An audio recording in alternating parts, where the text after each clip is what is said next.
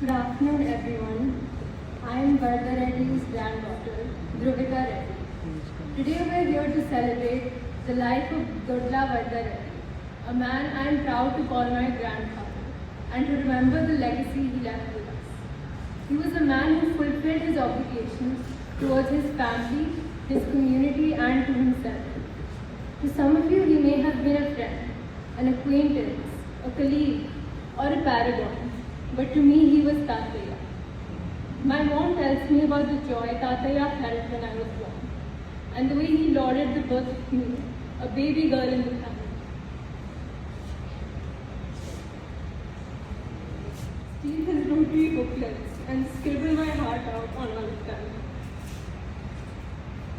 And when he'd come back, he'd look at my drawings and always smile, and however silly my drawings might be. He was always someone I'd share my ambitions with. I remember how in the 3rd grade, when I ranked first in an Olympiad, he praised me in front of his colleagues, boasting about how proud he was of me and how he would love to see what I would achieve in the future.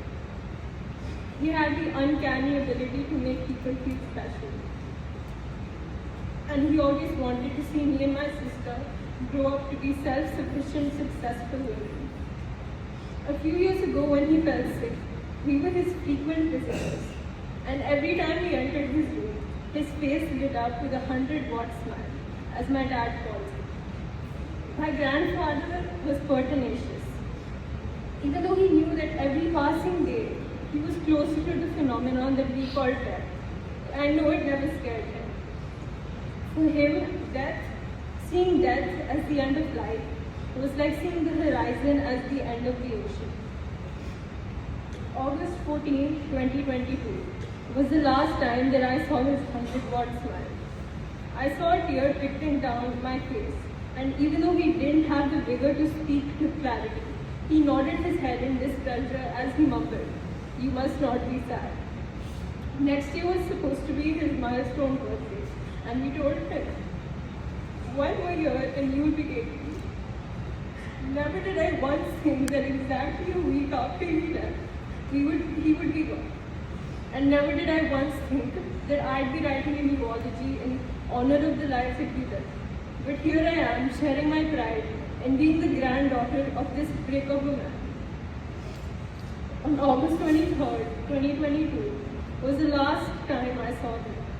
And only this time I didn't get the 100-watt smile. Contrary to the beliefs that women and girls shouldn't be sent to a crematorium, I went and I stood next to my grandfather in the iron bed that he was put in, and I said my last goodbyes. I didn't shed a single tear.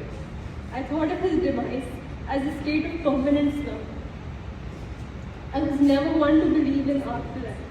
However, in the next few days after the cremation, I started seeing blue and aqua butterflies around me, and so did my family.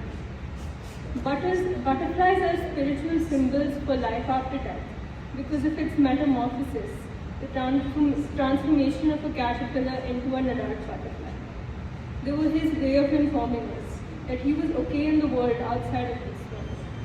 While he is no longer here to say that he is proud of me, I carry his strength in my heart, and I always will. The compliment I await to hear someday is your Tataya would be